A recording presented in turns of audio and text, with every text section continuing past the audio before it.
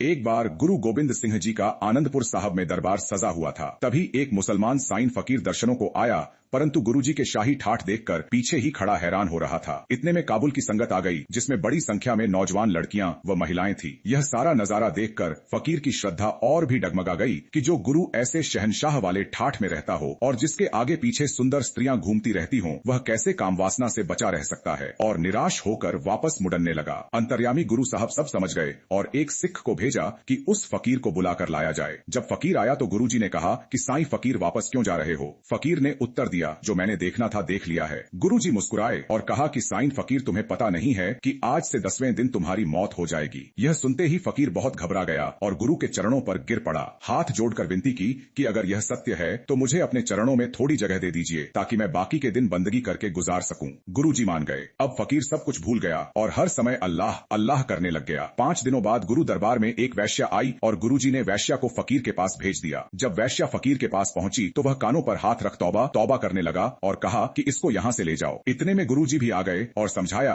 कि देखो साईं फकीर, आपको अब निश्चय है कि आपकी 5 दिनों बाद मौत हो जानी है, तो आप कोई भी गलत काम करने के लिए राजी नहीं हो। इसी तरह हमें तो यह भी भरोसा नहीं कि जो एक श्वास बाहर गया वह वापस भी आएगा कि नहीं, तो हमारे अंदर बुरे विचार कैसे पैदा हो सकते हैं। खैर, यह तो सारा नाटक आपको समझाने के लिए करना पड़ा। जाओ साईं फकीर, अभी आपकी मौत आने वाली नहीं है। और हमेशा बाबा नानक का यह कलाम याद रखना, हे मेरी सुंदर सी जीवात्मा, परमात्मा का नाम जपते हुए रत्ती भर भी देर नहीं करनी चाहिए। क्या पता अगला श्वास लिया जाए कि ना लिया जाए। आओ हम भी जरा सोचें कि जो उपदेश गुरुजी साईं फकीर को दे रहे थे वह खास तौर पर हमारे लिए भी है। सिख धर्म से जुड़े रहने के लिए कृपया इस चैनल को सब्सक्राइब करें और अपने विचार कमेंट में जरूर लिखें कि आपने गुरुजी की साखी से क्या सीखा।